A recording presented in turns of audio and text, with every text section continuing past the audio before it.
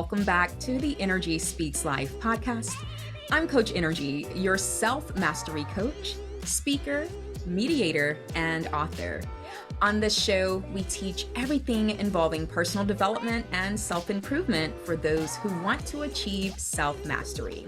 We will share tips, techniques, strategies that you can take action on today. Today's guest is Mike. He's going to talk about his experience and his relation to empathic marketing.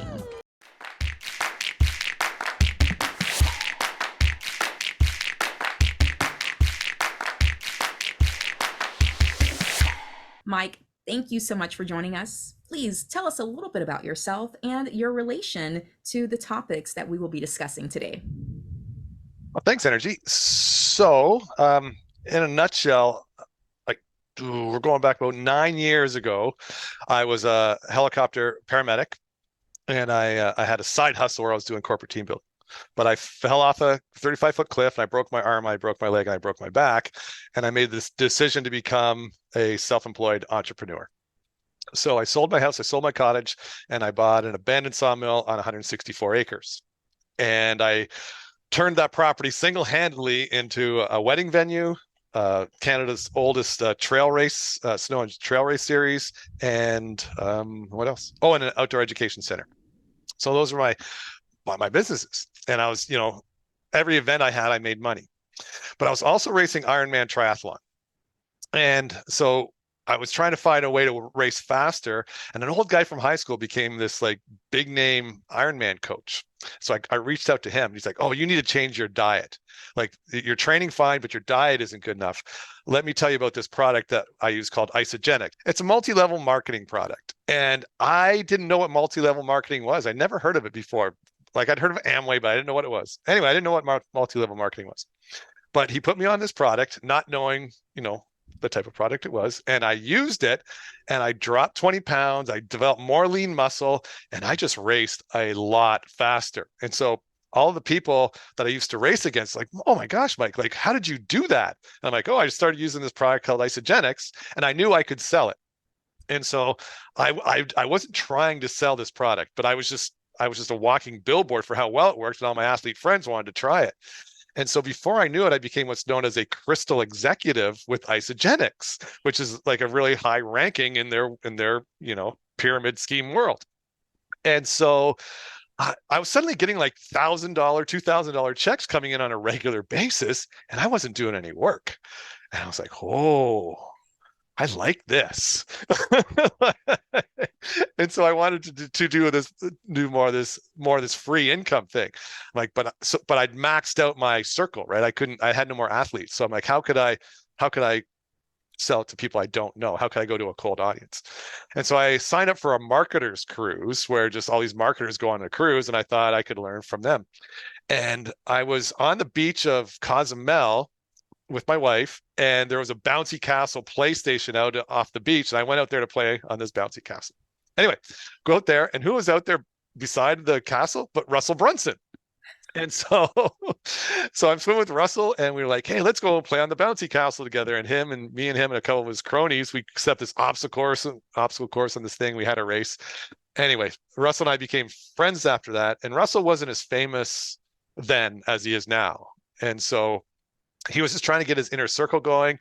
And he's like, "Mike, you need to be in my inner circle." And it was $10,000. I'm like, "I don't have $10,000. But he got his closer on the phone with me. And I'm like, "Dude, I am totally maxed. Building my house costs so much money on credit cards. I really had no money." And his closer, Randall's like, "Oh, well, if your situation changes, call us back." I'm like, "Okay." He's like, "Oh, wait a second." And he's like, "Russell's sitting here beside me, and he's never done this before. But he says you need to be in this inner circle, and you can dictate your payment plans. Whatever you can pay or whenever, you can do that." I was like, "Wow, okay." So anyway, I got into Russell's inner circle without paying. And the thing I was selling, he wanted me to sell off-grid living stuff. And we built the funnel, and we couldn't sell any of it. Like, he was building funnels for me, his guy, and we couldn't sell anything. But the traffic I was driving with Facebook ads, his Facebook ads said, Mike is better at Facebook ads than I am. And so when people were coming to Russell with help for their Facebook ads and stuff, he would refer them to me. And there was this boot camp gym out in California, and they were going under. They're about to close their doors because they're in such rough shape. But they're one Hail Mary, they decided to hire me. So I flew out there and I went to the gym for a couple of days. I met their clients, and I got these amazing testimonials, and I built their funnels for them, and I ran all their ads, and I got them a 36-to-1 return on ad spend. So what that meant is they went from thinking they were funding the gym by working full-time jobs, but within the year, both of the brothers quit their jobs to work the gym full-time based on the revenue I was able to generate for them. And so based on that testimonial, I was able to get more clients and grow my business. But here's the thing. What I learned from Russell is the opposite to what I did. And this is where the empathic marketing comes in, okay? Because Russell teaches you to hack what's already working. And that's what these gym owners were doing. They were a small boot camp gym, and they were trying to do what LA Fitness was doing and like Gold's Gym was doing, right? And so LA Fitness, Gold's Gym, all these gyms, they attract the 20-something with the ripped abs, the six-pack, the beach bodies, right? And these two brothers had bodies like cartoon superheroes. Oh my gosh, they were tall, black, bald dudes, and they were just freaking gorgeous, like huge shoulders and muscles, and they're just rippling everywhere. And so they would fit in well at LA Fitness. But when I went into the gym, it was all middle-aged Hispanic women, like easily 40, 50, 60 pounds overweight, on the balls, struggling, working, doing their workouts. And so I said, you know what? Why are we trying to attract these 20-something beach bods who don't want to go to a hole-in-the-wall boot camp gym? I know you guys are cover models for it, but they don't want to go there. They want to go where they're going to be seen. They want to go to the LA Fitness. So I started running ads with these middle-aged Hispanic women in tears, saying how much this gym has changed their lives. Maybe not with the weight loss, but just with the support and the community that gym offered. And it was through that empathy of understanding who the audience was and passing that message along to people who had that same desire that we were able to grow the gym. And it's funny because it took me a while to learn that lesson, because I guess just kind of did that naturally. But then I was hired by a gym in Chicago in the Central Business District to do have the same success that I had in California. I'm like, I know how to do that.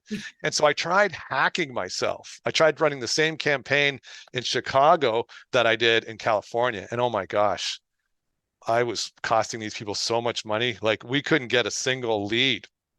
But here's the thing, because I didn't take the time to have that empathic understanding of the audience. Like, my audience in California was middle-aged Hispanic women who wanted community support. What I learned later, because I did make that funnel work, was that I was going after, like, not guys who wanted six packs, but these were mostly men who had, 45 minutes at lunch, who wanted to get in, get out, and get a hardcore workout. And it didn't matter what it costs. Like, the Hispanic ladies, they needed a low price. But in Chicago, the more I charged, the more people wanted in, because it was more exclusive. And these guys were making multiple six figures. So the money was no object for them. They wanted to say, I've got a trainer. He cost me $500 an hour, right? Because that sounds like you've got a good trainer. If they went to his buddies, like, I got a trainer, I'm getting him for $10 an hour, they'd be like, well, you're a loser. Right? So anyways, that's, I finally learned I taught myself what I was doing. It's like, oh yeah, you got to understand your audience. And that's the crux of everything I do now, is that deep understanding of my audience. Oh man, I'm sure there are a lot of funny stories that you could probably share from those years, and that's true. A lot of people don't quite understand that it's life and things that we are doing or things that we're trying to get ourselves involved in. It's not always a cookie cutter, one size fits all type of situation. Not at all. Yeah, and you definitely explained that and had success once you turned that switch on and was like, ah, yeah, got it. That's So, right. with your empathic marketing, is there a formula or a system or steps or anything like that that you kind of go Yes. through? Okay, feel free And to. it starts with the understanding. But what does that mean? And there's two layers of understanding that I look at. The first is an experiential understanding, and the second is an emotional understanding. And I think a lot of us know about the emotional understanding. So I'll just briefly touch on that first. But I break that up into what I call the 4 Ds of transformation delivery. So the 4 Ds are in the short term. Like what sort of difficulties and desires do you have right now? Like what's your problem today that you want a solution for today or this week, right? That's the short-term difficulties and desires. But there's also the long term. What are your long-term dreads and dreams? And so these are the emotional connections that we have to make when we're sharing our copy, right? Because we're either running towards pleasure or running away from pain. And so we have to understand what's going to resonate with our audience. But you have to have that both the short term and the long term. Again, because every audience responds differently depending on where they are on their journey, which brings me to the experiential understanding side. So that is broken down into 2 parts. There's your audience's level of problem awareness. Okay. And so when we're talking about that, there's a lot of people out there that have a problem, but they don't even know it exists, right? And then there's other people who are hyper aware of their problem and they know exactly what solution they're looking for. But then on the second side of that, there's what I call there are sophistication. What is their level of sophistication? And what I mean by that is what offers have they seen before? So I talked about weight loss. Like, how sophisticated is the weight loss audience? Like, what offers have they seen before? And I'm asking you this, Nrgy. Like, they've seen them all, right? Yeah. Like, they've seen them all because that's it's a multi-billion-dollar industry. So they're always getting hit by a million different offers. So it's super hard to stand out. But I have a lawyer client and he specializes in suing financial advisors. That's all he does. So if you've invested with a financial advisor and they've lost all your money due to negligence or not advising you properly, he will sue them. How many advertisements have you seen for that type of service? Like none, never, right? And so if I'm working with a weight loss client, I have to like get my creative hat on, like just, oh my gosh, like what are we going to say that's different? And I actually did a case study on this a little while ago because an ad popped up, train like a kangaroo. I was like, have you ever heard that before? Train like a no. So I'm like, that is new. What is this guy talking about? So I clicked on the ad and I did like a case study. So I'm like, because it's so hard in the weight loss or fitness space to come up with something new. But he said train like a kangaroo and nobody else is saying that. So it piqued my interest and it made me click. Right. And so if I was working for a weight loss or fitness client, I'd have to be like so on my game. But with the lawyer client, I'm like, if you've lost money to your financial advisor, we'll get your money back. That's my statement. Like I don't have to be flowery. I don't have to say using this unique mechanism. I'm just like, hey, we'll get your money back. It's a free consultation. And because he's got no competition. Nobody else is seeing that. And so you have to understand your audience's level of awareness, problem awareness, and then their level of sophistication for the type of ad, for the type of campaign you run. And then you also want to tie in those 4 Ds of transformation delivery in your messaging. Nice. Nice. Okay, let's talk about the emotional part briefly. Like you Okay. said, most people will probably understand that. And I'm glad that you broke down that there's a short-term lane and a long-term lane. Right. And under the short term, it's, what are you experiencing right now, as far as Yeah. difficulties and what are your desires right now? Yeah. So how So can, yeah, go weight ahead. loss is so easy for Okay. that one, right? Because if I'm aware of my problem and I want to lose weight, like why? It's because my friends are thinner than me, right? And I'm afraid to go out. Like like I used to wear a bikini, but now I'm wearing a one piece, right? Because I'm embarrassed. So right now, I just want to be able to go to the beach and put my bikini back on. And I don't have to have a six, and I'm not a woman, so I don't wear a lot of bikinis, but you know what I'm saying, right? And so I don't have to have six pack abs or whatever, but I just don't want to be embarrassed to put on a bikini. But clearly when I wear a one piece, I'm hiding something. So you know what, if you invite me to the beach, I'm just not going to go, right? Because Mhm. I've got that shame. And so that is a short-term difficulty with a short-term desire. Like, just get me fit enough so I can put the bikini back on, just so I'm comfortable enough. Because my friends aren't six-pack ab people either, but they don't have the same belly as I do. Okay. But in the long term, like my doctor's talking about high blood pressure, diabetes, Yeah. heart disease. And you know what? My daughter just had her first baby, and I'm a grandmother now, and I want to go to my grandkid's wedding, right? And right now, if I keep, like, I've gained 20 pounds a year over the last 3 years, like if I keep on this trend, I'm not going to see my grandchild's wedding or their graduation. So in the long term, I need to do this for my health and just to survive. And so those are, like I say, the different short term and long term, difficulties and desires, push buttons that you want to press to get people to take action. Yes.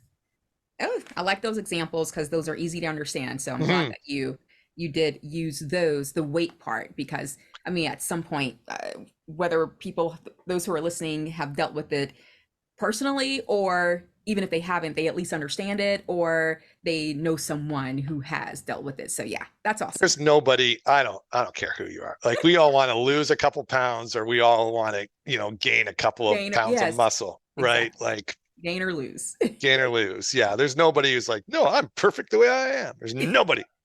I don't care if you're Vin Diesel. You want to change in some way or form. Something. Yes. Good deal. All right, so now let's switch back to the experiential Okay. and let's go deeper there. So you, when you said the first point being understanding their level of problem Problem awareness. awareness, yes, that was so key to me. And I'm going to do a shameless plug here. In my coaching product, it's called What's Your Passcode? Keys to Hacking Access to the Life of Your Dreams.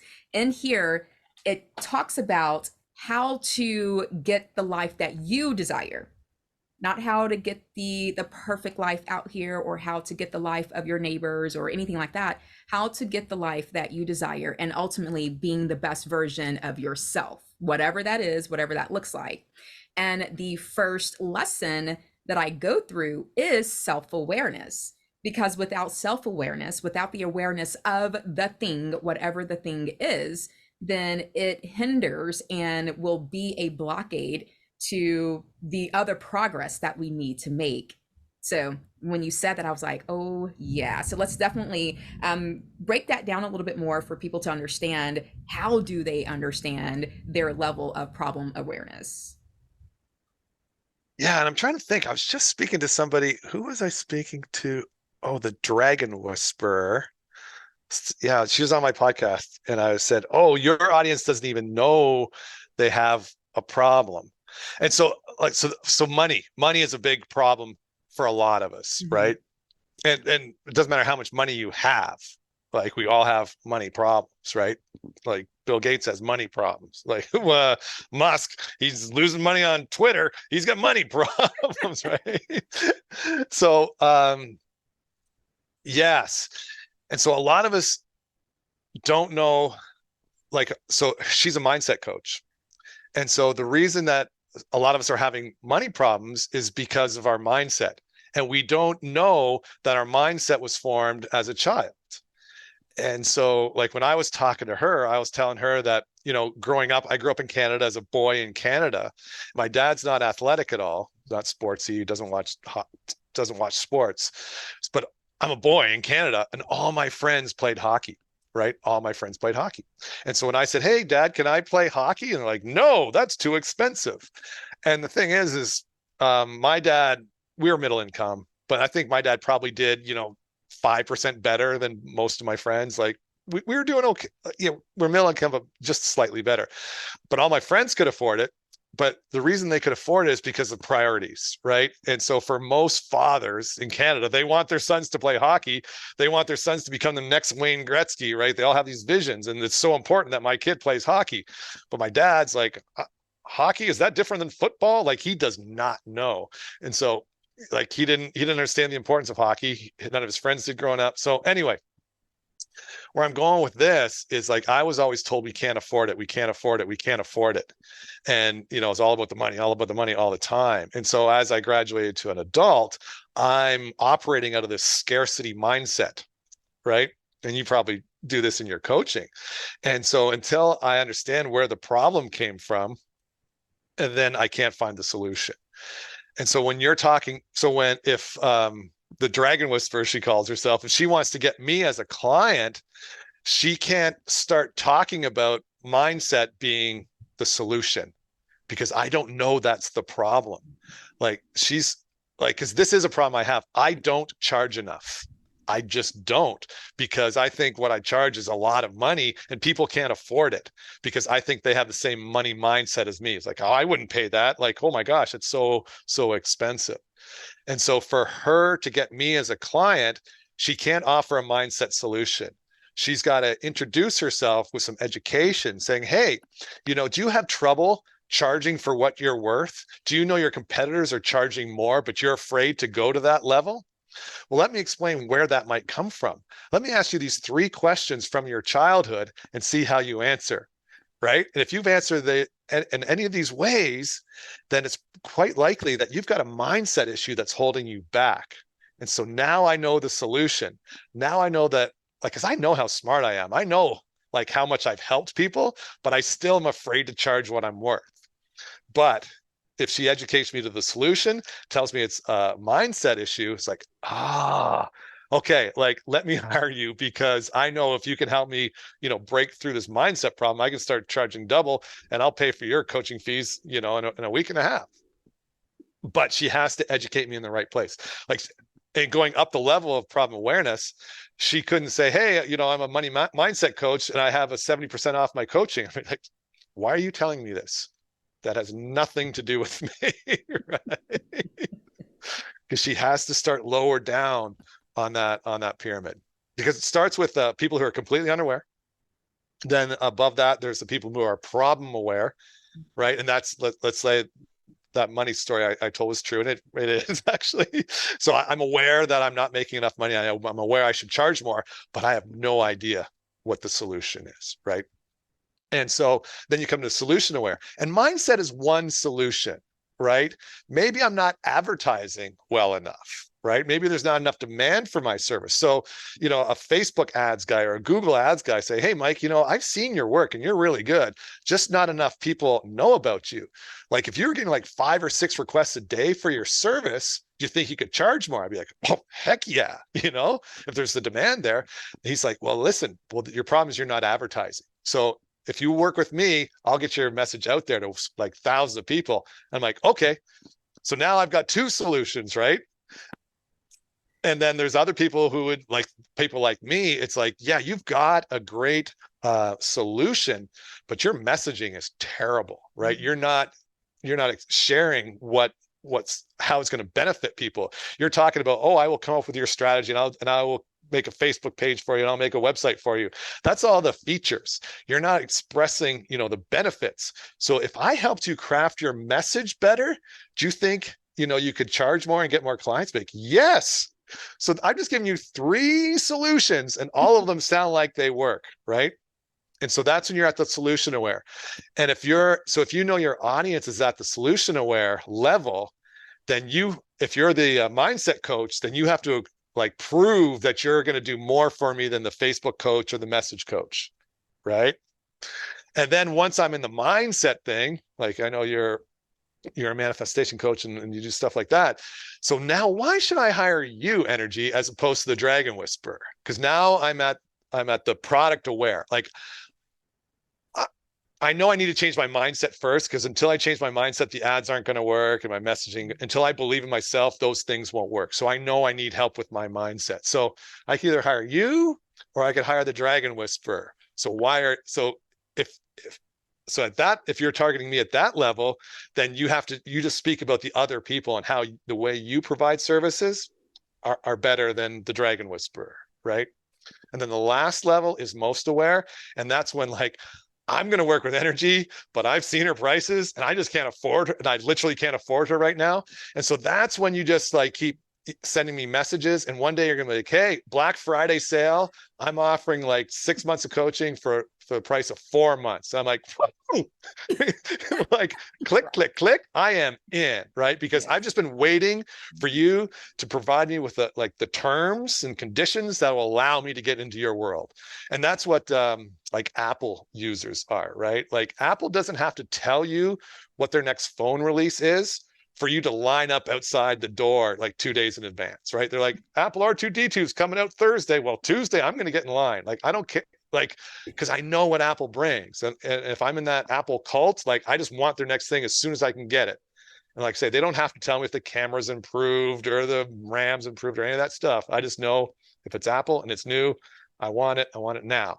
I don't care what Android does. Android sucks. I'm an Apple person, right? And so Poor Android. that's where we go. Did that answer the question? It did. It did. Thank you for breaking that down. Okay, so that's the awareness piece of the experiential. Yep. Now, I believe you said there's two. The other one is the level of sophistication. Yes. Okay, so how can you break that down for our audience? Okay, this one I've got packaged for you. Okay. So 30 years ago, how could you lose weight? There's 2 ways to lose weight: diet and exercise. That's it. Both those things suck. And I'm saying, I've got a pill. Take this pill at dinner and lose weight. You're like, holy smokes. Easy. Thank you, Lord. Easy way out. Yes. Right. So this is where my lawyer client is, right? Like, if you lost money, I can get it back. It's the same thing. It's that easy, right? So I released this pill 30 years ago. Take a pill, lose weight. Everybody's buying it. I'm rolling in the dough. But then suddenly I got some competition. Competition comes along and says, hey, take my pill and you can lose 5 pounds in 7 days. And they're like, whoa, when you have specificity, that makes the offer better. It's like, oh, wow. Yeah, skip Mike's pill. I'm going to take this one where I'm guaranteed to lose 5 pounds in 7 days. And so this is at like the first level of sophistication. And so I'm going to come back and I'm going to be like 5 pounds in 7 days. With my pill, 10 pounds in 7 days. So now my pill is better than your pill, right? Can you beat that? You can't beat that with weight loss and time. Like, because even what I'm saying is kind of stretching the laws of reality, right? And so what you need to do now is introduce what I call your big differentiator. And so there's this East Asian berry card called Garcinia cambogia, right? And so now you're like, hey, we've got this berry called Garcinia cambogia. And what it does is it blocks your body's ability to produce fat cells. And this is how you lose weight. And so now, you can say it, you can make the same promise, but now that you've got Garcinia as this big differentiator, where now I'm understanding how it works, like, oh, it blocks the fat. I get how it works. I want that. I'm going to do that. So that's the next level of awareness where you introduce a big differentiator. But now my competition, what do? They've got Garcinia 2 now, right? And so now we're to do the same thing in level 2 that we did in level 1, as we make it better. So yeah, you've got Garcinia. Guess what? Mine's organic. Take that.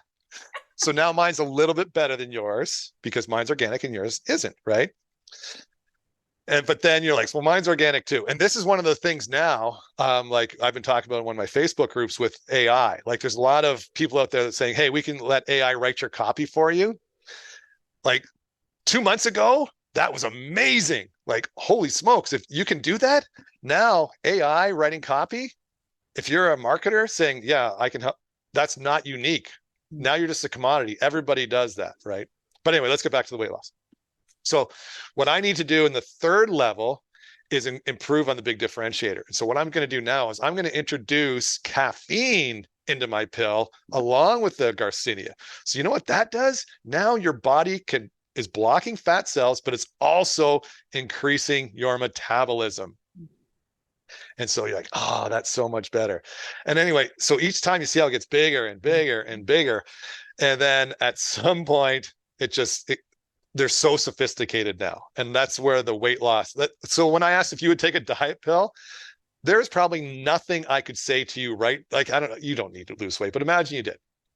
Like, there's nothing I could say to you now to get you to take the weight loss pill, right? Because you're like, no, like Right. you don't believe anything because because they've all been out trying to do themselves. Like at some point they're just, they're all lying, they're all just making stuff up. They all just want your money, right? So it's so hard for a weight loss pill to sell now. Mm-hmm. But like say 30 years ago, just take a pill, lose weight. And it was the same with AI, but AI has gone faster. Oh my gosh. Like say 2 months ago, most of us hadn't heard what AI can do. And so if one person said, hey, like Chat GPT can write your copy for you, you'd be like, oh, I want that. And now, like I say, half the ads, my Facebook feeds, or somebody's like, oh, we can do this with AI. It's like, so everybody can now, right? And so the more sophisticated your audience is, the more sophisticated your message has to be, because the more as sophistication increases, skepticism increases, which is why when I said, would you take the weight loss pill? You're like, no. I'm like, exactly. Of course you won't, because you are so sophisticated about that industry and you are so skeptical about that industry.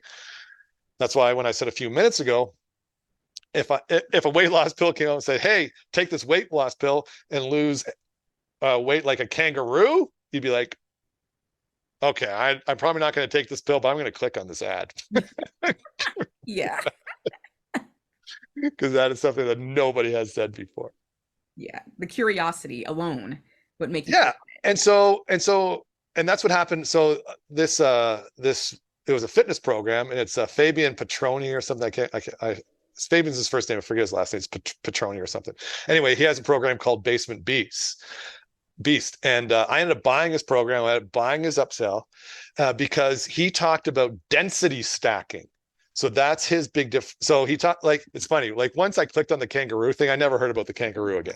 Like the kangaroo was gone. That was just like you say, this is a curiosity thing. But when I got into the next page, he's like, yeah, we lose weight faster with you having to actually use less poundage. So especially for older guys, you're not going to have the joint injuries because we do what's called density stacking. And I did a quick, Google search of density stacking, and that's a real thing that scientific journals and, medical and fitness journals have talked about. Like, density stacking is a real thing. And so he knew his audience. And so I don't want to lose weight so much as I want to beef up a little bit. And so he said, like, if you're older than I am, I'm in my 50s, like you can put on weight with density stacking with like 25 minutes a day with less, and I've got bad shoulders, like bad joints, with less stress on your joints. I'm like, that's what I want. Like, I don't want to spend hours in the gym. He does everything with bands, and so, for $60, you can buy all the bands you need. So you just need bands. So you don't need a whole array of like expensive barbells and dumbbells and stuff. 25 minutes a day. And it's very unlikely that so CrossFit works, right? People who do CrossFit are ripped, but I challenge you to find one person who's done CrossFit for over a year that hasn't sustained an injury. Like, cause it's it's jarring and overhead stuff and shoulder, like they get injured. And so like, I'm not doing CrossFit because in my 50s, it takes me a longer time to heal. And so anyway, in a very crowded market, he was able to get my attention with the kangaroo thing.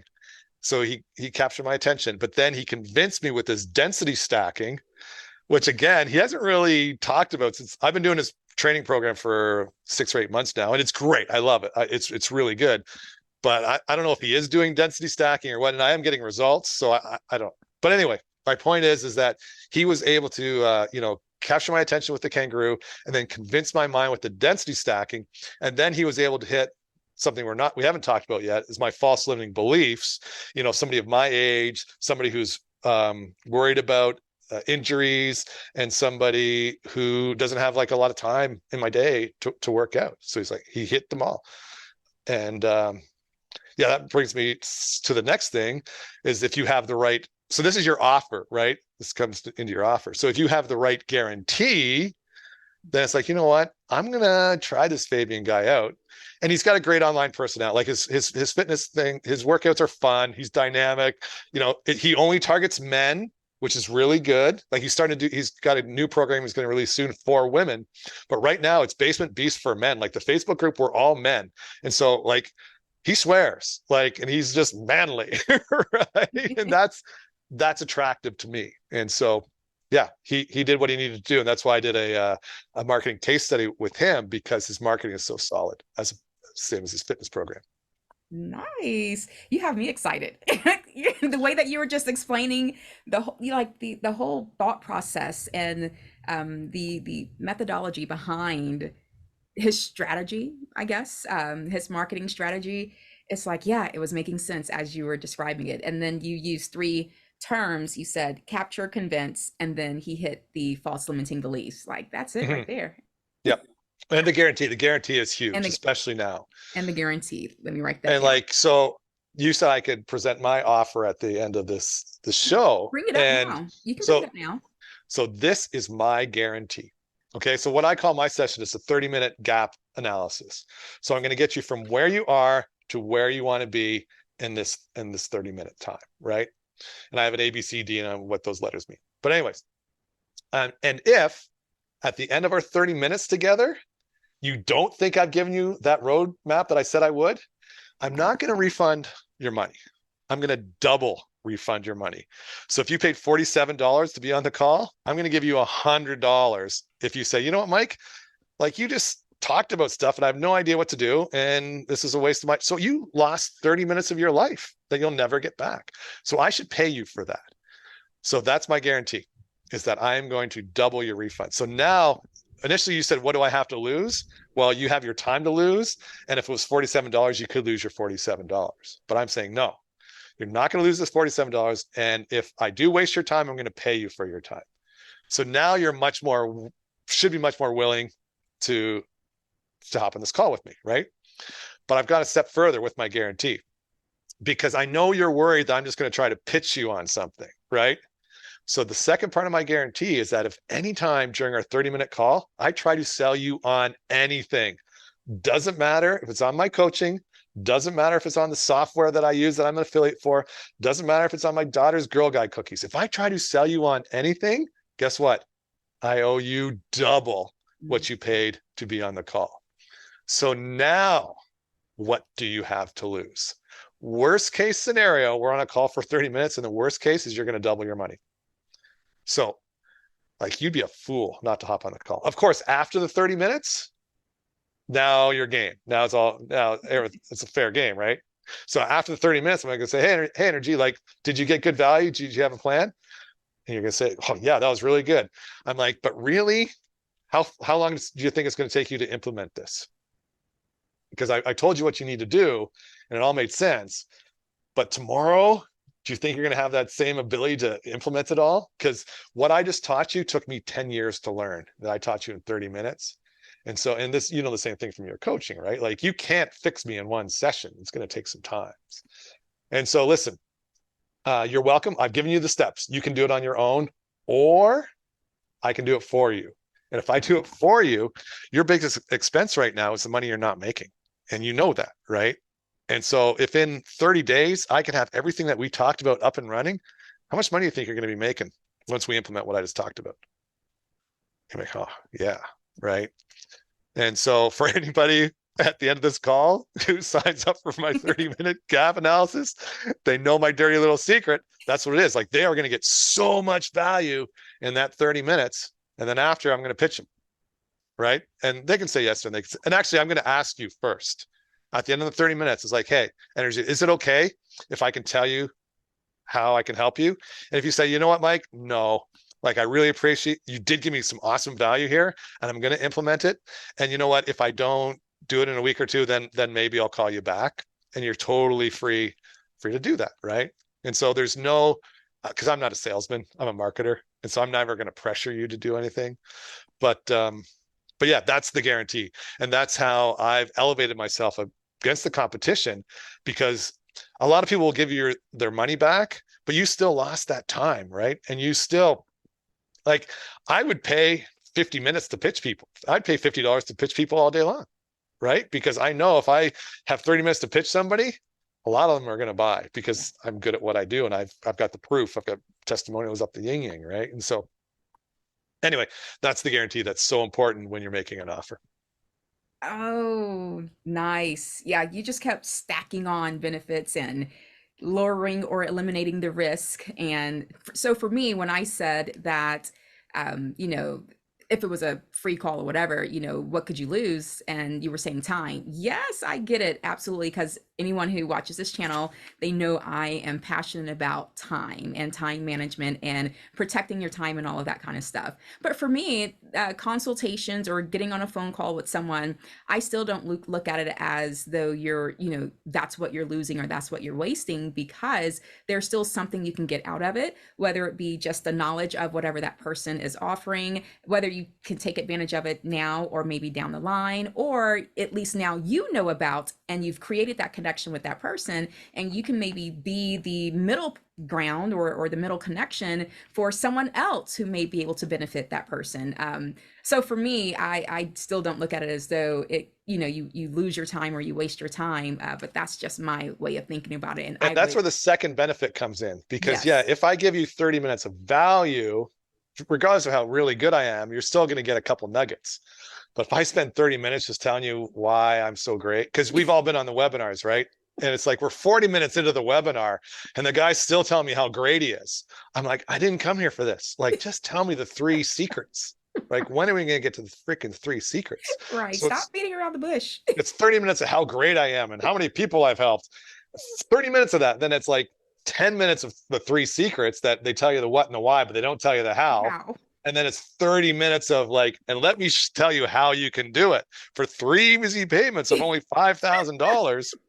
That's the how, right? And so that's the risk of our 30-minute call, is that like I've got the 30 minutes where I spend, 15 minutes telling you how great I am, 2 minutes telling you what you should do, and then 13 minutes telling you why you should buy from me.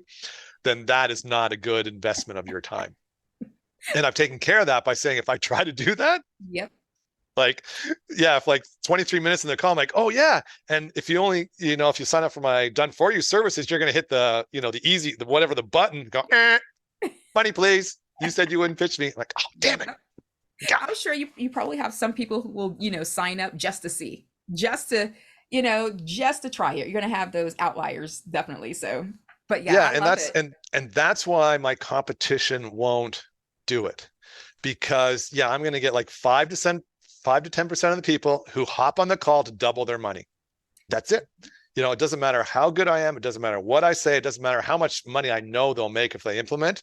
At the end of the call, I goes, yeah, Mike, that won't work for me. Can I get my double refund? I'm like, oh, I thought you might be that guy. Yep. It'll be there within the afternoon. But the thing is I lost $50 on that guy, but how many other people signed up because of the guarantee, right? And how many of those people that wouldn't have signed up without my guarantee that became high ticket clients? And so we've got to be afraid to risk those people who just like, I'm just going to mute him while he's talking for 30 minutes. I just made $50 in 30 minutes. Like, good for you. If that's what you want to do, I'm okay with that. Yeah.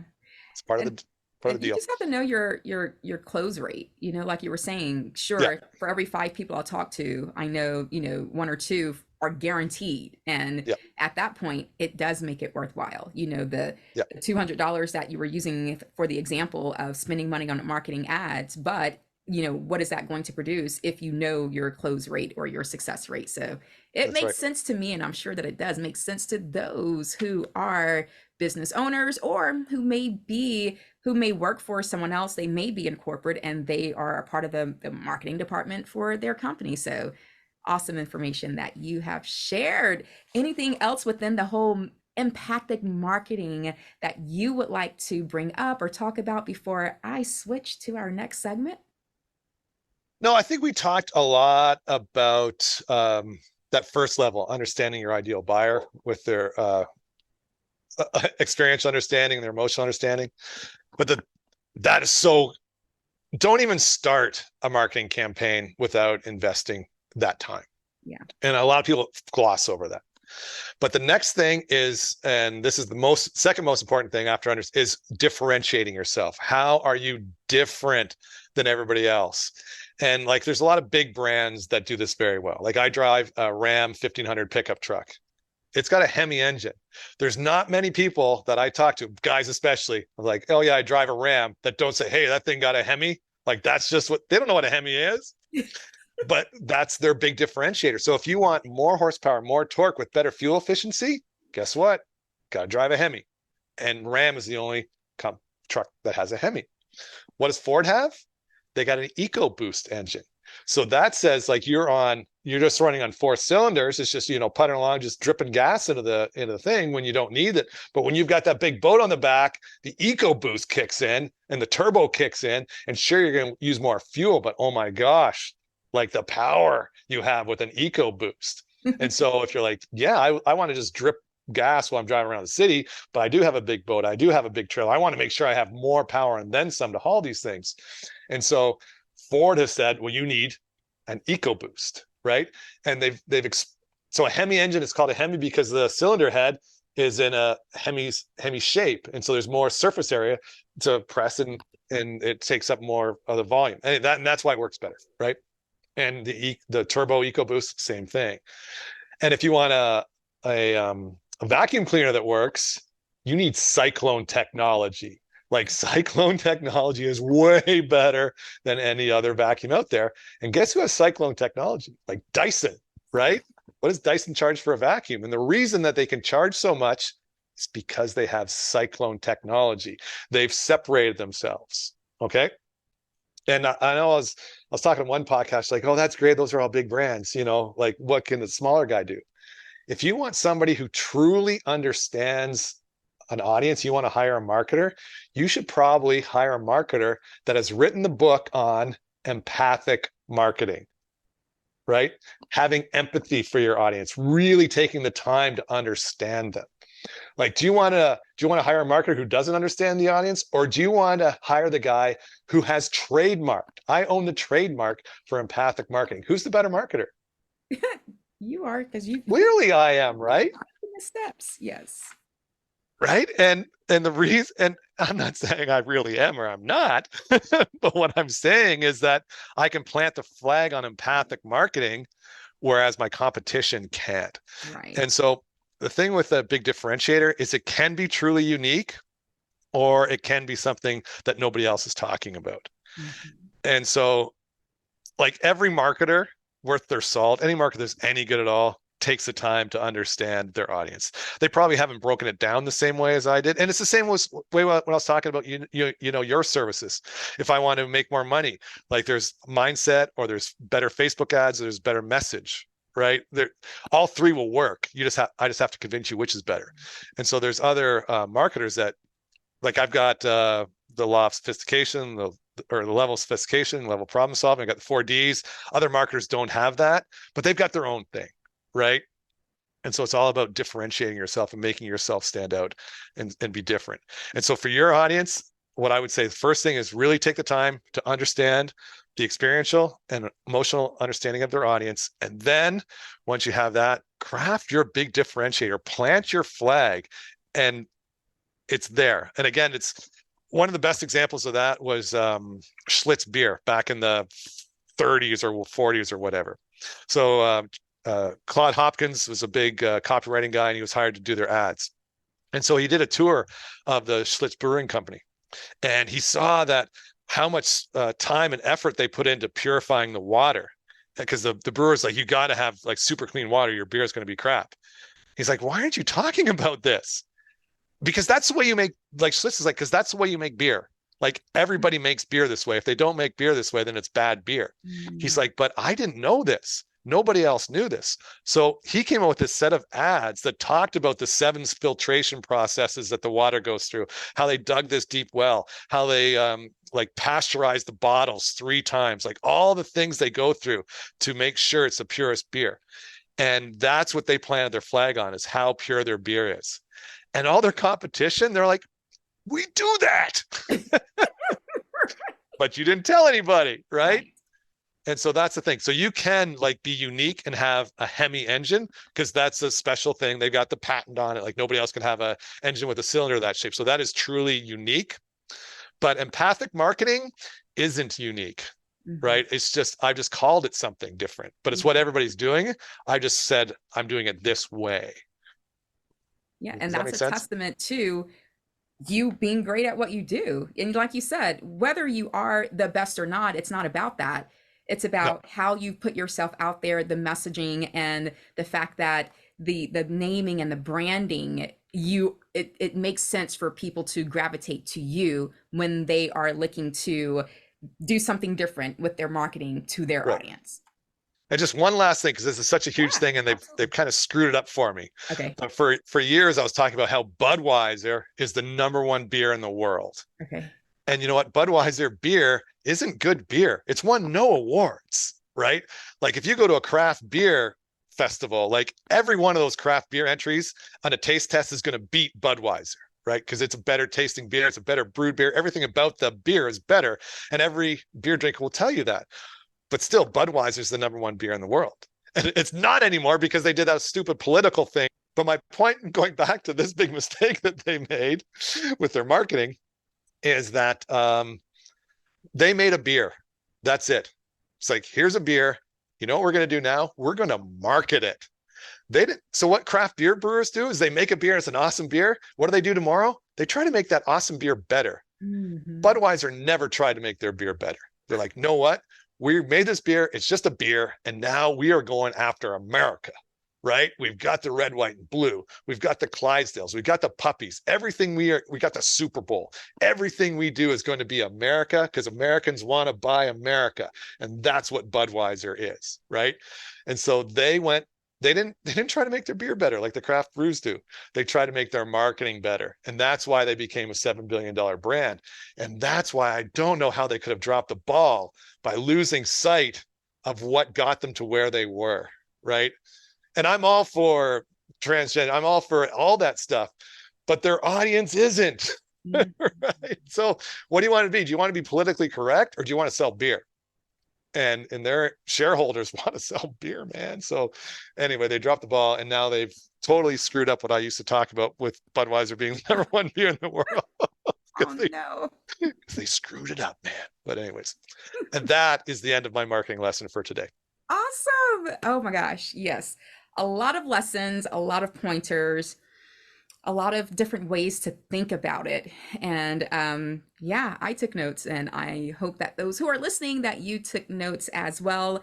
And the different examples that you use throughout throughout our recording together, I'm sure that people can see the point that you were making, see the lesson behind the different, again, the examples that you were using. So let's go ahead and switch over to my fun segment. So if you Uh-oh. don't mind, I'm going to ask you two, maybe three fun questions that have absolutely nothing with what we were talking about today. Okay. So feel free to go left, go right, have fun, do whatever you need to do. So the first question that I will ask you is, what is your biggest pet peeve? Oh, I hate. Oh, I don't even know if I can talk about this because I just start shaking. But when I am served, given the wrong utensil with the food, like don't give me like if my wife, she's very afraid because okay, if we're having pie and ice cream, what utensil do you get? I'm like, come on, we know this one. It's a spoon. It's a spoon. You can't eat ice cream with a fork. If you're just giving me pie, okay, a pie is eaten with a fork because you can pierce the crust better. You know, squish it. But if you got pie and ice cream, how are you gonna eat that ice cream with a fork? Don't give me the wrong utensil. I didn't know you're gonna ask me this question and get me so mad. Right. Look, I feel the passion. Oh man, there's nothing worse than getting the wrong. Like if you bring me pie and ice cream and a fork, I'm leaving your house. Well, what about a That's spork? I think a spork is made just for there you you. go. But actually, it was funny. So we got married. We'll be 20 years next year. But so one on our guest list. You know how you register. We registered for utensils. Like my wife made sure I went in to register for the utensil because it's more than just that. Like it's got to have the right weight to it. The tines and the fork have to be the right thing. The big spoon and the little spoon have to have a big enough differentiation to make it worthwhile. Like I spent some time with the utensils. So, Oh, did you receive what you wanted? oh yes. Yes. Yes. I did not expect that, but yes, thank you. This was awesome. I cannot wait to watch this back. Okay, let's go to the next one. Let's see. So, what is the favorite item you have bought so far this year? My sawmill. Oh, okay. Yeah, so I live in the woods. I have Yes. 164 acres, and I build a lot of stuff. And actually, it might have been going back a little bit more in a year, but yeah. So I've got an ATV and I've got a little log arch, so I can go into the woods. I can cut down a tree. I can cut it into an 8, 10, 12 foot length, and I can haul it back, and I can build whatever I want. And so yeah, like our we have a deck off the side of the house, and we've got a steel roof. We had a huge like avalanche of snow slide off the deck this winter, and it crushed the deck, and the deck broke. And anyway, so um, that could be a super expensive repair, but not for me. Just go into the woods, cut down some trees, go to the sawmill, mill things up, and like I make the lumber to what I want. And so, yeah, you probably haven't received that answer No. on your show either. But yeah, I love, love, love my sawmill. And like, yeah, I'll just cut logs when I don't need stuff. It's just so much fun to do. Yeah, I love my sawmill. Nice. You are two for two, you know? Let's see if we can do three for three. Let's go for Uh-oh. three for three. All right. So let's see. Um, okay. What one word would you use to describe yourself and why? It's it's empathic. Like that's why I teach it. Um, because it's natural for some people and it's harder for others. And I understand that. And I'm not judging, right? And uh for me it's almost like a fault because I think about other people too much. And this goes back to, my money mindset thing, right? Like if you and I work together, I know I can make you so much more money with my marketing chops. But even though I know that, I don't want to charge you, like, because I know how painful, because of my money mindset, right? Because my money mindset of not wanting to spend money, I don't want you to have that discomfort, right? And also, to be honest, I'm not 100% sure that I can make you a whole bunch more money. And to be on, like, no marketer can say that because there's so much of you that needs to go into the campaign. And if you can't deliver, or if you don't have the product, or there's so many reasons that a campaign can fail, that like I don't doubt my abilities at all. But if you're an honest marketer, you can't say that I guarantee that we'll have this outcome. So anyway, I have that empathy with, like, I don't want to charge you what I'm worth because I'm a little bit worried that it might not work. And, I don't want you to go through the discomfort of having to choose whether you want to pay that much or not. Anyway, but that's me. Like I've just always, but on the flip side of that, I've been riding a motorcycle for 30 years and I have not had a close call yet on my motorcycle. And Nice. the reason for that is because when I'm riding, I have empathy, and empathy means understanding. Like I know that driver up there. I know exactly what he's thinking. I know exactly what he's doing. I know exactly when and how he's going to cut me off. Right. And so I'm aware of that because I'm always aware of my surroundings. I'm aware of the people around me. I know what they're thinking. I know what they're going to do. And so, yeah, empathy, it's like a pro and a con for me with the degree I have it. And since I know what it does, I've been able to quantify it so that, like I say, like empathy is that level of understanding of experiential and emotional. It's the creating a guarantee, and it's creating a full offer, and it's understanding false limiting beliefs. So you don't have to be naturally empathic. There is a structure and a blueprint that you can follow that you can kind of fake it. Yeah. I like it. And the motorcycle riding example that you were using, I ride motorcycles as well, so I totally Get, get it. Like you're in a completely different mindset when you're on a bike versus when you're in the car. You should be. And yes, absolutely. And by learning and training and riding a motorcycle, it absolutely does have you think in completely different ways that you can also use in your business, in your life, in your Yep. relationships. So I get it. Yeah, I was on the highway riding with another guy that I didn't know. We just kind of hooked up. We were riding together on a big highway. And I was riding an 1800cc Goldwing, and he was like on a 700, whatever, smaller bike. And when we would pass like a big semi trailer, like when and I'm a casual, I'm not a speed freak. I go really slow. But when I get beside a transport, I am beside that transport for exactly 1.5 seconds. Like I open up that Goldwing and I'm like, boom, I'm gone. And when we stopped at the rest spot, he's like, dude, like, what was that? Like, you kept dusting me every time we passed the truck. I'm like, because I know that guy can't see me and he might come over Yes. and I have to pass him. So I'm going to spend as little time as possible beside that truck. And it's not his fault. Like, I'm a little bike and he's a thing. And if he, just a quick glance in his mirror, he's not going to see me. He's going to come over. And so I just know that could happen. And so I just make sure I'm not in the position where it can. That's right. Exactly. Awesome. Yeah. Well, thank you so much for entertaining us during that fun segment. Now we are going to go ahead and continue towards I need you to share with us your final takeaway. If there's anything that you didn't get to throughout the earlier part of our conversation, feel free to share it now. Or if you want to give us a golden nugget, or your mantra, a motto, whatever it is, please give us your final takeaway. Okay. So we're just going to switch lanes a bit and maybe come into your realm a little bit more. So my empathic marketing book is my second book. The first book I wrote is called Veer Towards Success.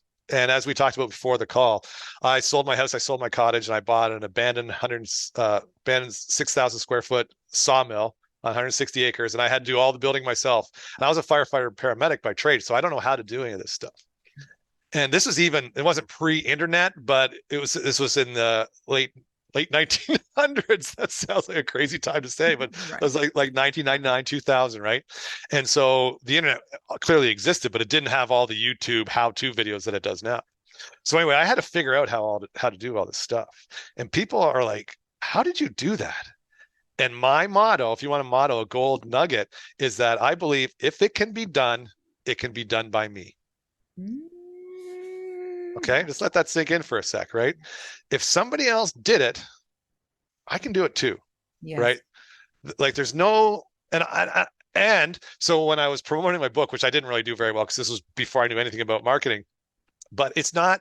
So whenever I signed my book for people, I would write, if it can be done, it can be done by you, because it's the same thing, right? You just got to if you want it, you can have it, but you got to work for it. Right. And so that's what I try to live by. Like I say, if it can be done, it can be done by me. And like I say, that. I think it'll work for you. It works. It can work for everybody. It can. It can. And I don't know if I hope that those who are listening, that they did let it sink in, or that they will continue to kind of restate it, within themselves, to really understand the power behind that statement. Not necessarily hearing it the exact way that you stated it, but when I go through life and I see that I'm coming up against something that's new, or unknown, or something that's may look a little scary or whatever, I go back and say, well, it's been done before by someone. So Mm-hmm. that means I can at least do it. It's possible. Now I just have to figure out the how. And so I use that same thought process, that same mentality, to get through a lot of things in life. And when you stated it, I like how you put it. And yeah, it's got a lot of power behind it. Yeah. And that's actually a book I think I need to promote some more, because it's got it. So that book's called Veer Towards Success, where Veer stands for vision, energy, attitude, and resolve. And most, life coaches or whatever, they're all about the resolve. They're all about working, and like Gary V, right? Like just hustle, grind. I'm like, oh man, I don't want to live that way, right? But if you start with your vision, if you can see it, touch it, feel it, smell it, like live it before it exists, then it's so much easier to work for it. And a lot of the times we just don't have the energy, right? And so if you can get the energy to move forward, and this is where I talk about life energy, like there's energy all around us. You just have to harness it and focus it and direct it. And then from there, you just have to have the right attitude. And a big part of that is also it's appreciation. And so before I started building this house and was getting into all this credit card debt and just ruining myself financially, I had a good job as a paramedic. And so I had like adopted one of those children in India. You know, I was spending my $30 a month or whatever so I could get food and clothes or whatever. And that was a 12-year commitment, until he graduated from the program. We were like 8 years in, and now suddenly I've had all this credit card debt. Like I'm just like drowning in credit card debt. And people are like, well, are you still spending money to this kid? I'm like, yeah. Why? I'm like, because it's $30 a month. I'm like, I could buy a box of screws with that money. That's it. A box of screws isn't going to change my life. I will get that box of screws one way or the other. But this $30 a month is keeping him in school. This $30 a month is giving him clothes. This $30 a month, right? And so, again, maybe this is the empathy coming in, but it's that appreciation. It's like, geez, like I can't take food out of this kid's mouth so I can buy a box of screws either. And it doesn't transfer that directly either, right? It's like, oh yeah.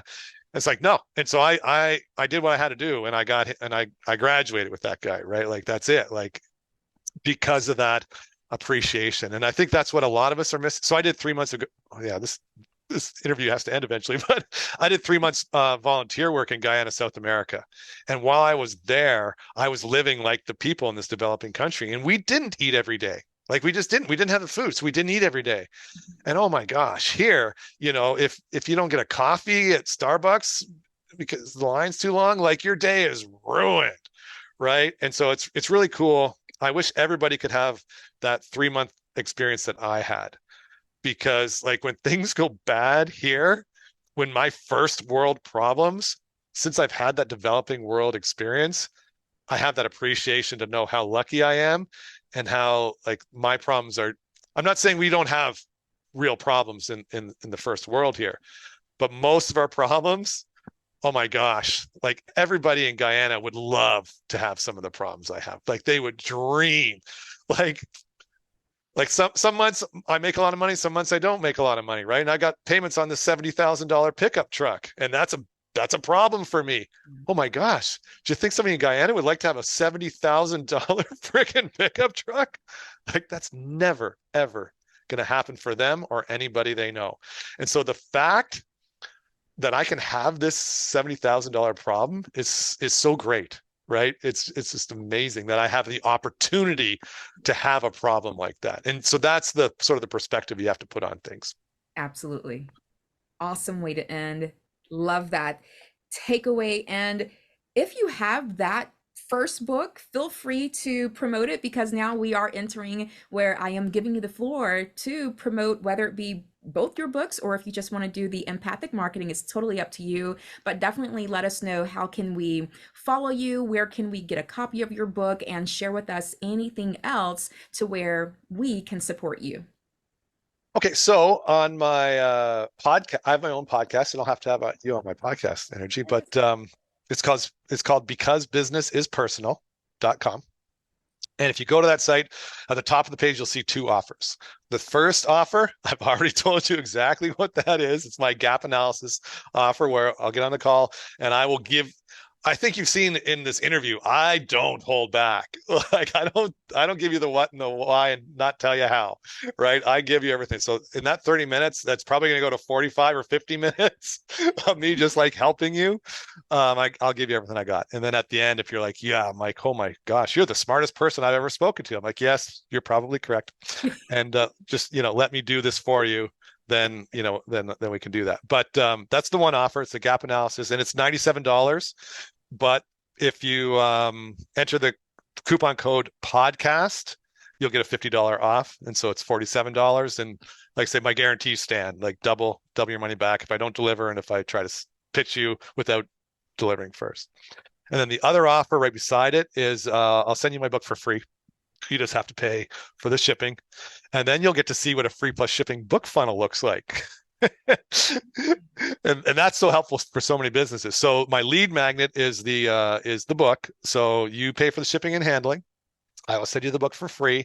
And then you go to my thank you page where now you have an opportunity to buy my audiobook, which is an upsell, right? And so what businesses want to do is if I get you as a customer, I need to increase my average cart value, right? And so I just don't want to get your $8 because I'm going to break even on that when I send you my book. If I'm running ads, I need to profit off you. And so that's where the audiobook comes in. So the audiobook, it's actually $47, which is a lot of money for an audiobook because you can go to Audible and get it on Audible for like $17. So why would you pay $47 for a $17 audiobook? It's because I'm giving you access to 3 of my legitimate courses that you can buy. They're legit. This isn't like, this is my $97 checklist. No, it's not a $97 checklist. I have like 3 legitimate courses that have a combined value that I am selling right now that you can buy. You can go buy them. I hope you do for $497 each. So the whole value comes up to $1,688 that you're going to get for 47, right? And so I'm not telling you this because I'm trying to sell you this. This is what businesses need to do. They have to understand that whatever you can do to increase your average cart value and overcome that, buying barrier by delivering more, like making the value more than what they have to pay, then you can do that. So those are my 2 offers. Go to becausebusinessispersonal.com, either get my book for free plus shipping and then buy the upsells or not. Or the best thing you can do is that gap analysis, because I will tell you exactly what you need to do and how you need to do it. And then you can also get my book on Amazon. Just, go into Amazon and search for empathic marketing and I'll come up there. You can get it on Amazon. You'll pay more than the free plus shipping. And you can also look for Veer Towards Success. And Veer has dots in between it. So it's V dot, because it's vision, energy, attitude, resolve. So V period, E period, A period, R period, Towards Success. And I don't have a free plus shipping or anything on that, but you can buy that book on Amazon. Awesome. Awesome. I love it. Thank you so much for sharing that information. Thank you for sharing your knowledge and your information and your time with me and with our listeners and the audience today. So for those of you who can take advantage of the free book, just pay for shipping, any of his audiobook, as well as when you get that, you get 3 courses. Also look into the first book, Veer Towards Success, and see which of those products, if not all, which one can you benefit from in your business and or your corporate world, your corporate job, whatever it is. Because as he said it best, business is personal. That was the hook that got me, and that's why I wanted to bring you on my show. Again, thank you so much for your time. Everyone, please make sure that you go support, make sure that you follow, share out this podcast episode, and make sure that you tell a friend to tell a friend to tell another friend. Hit that thumbs up.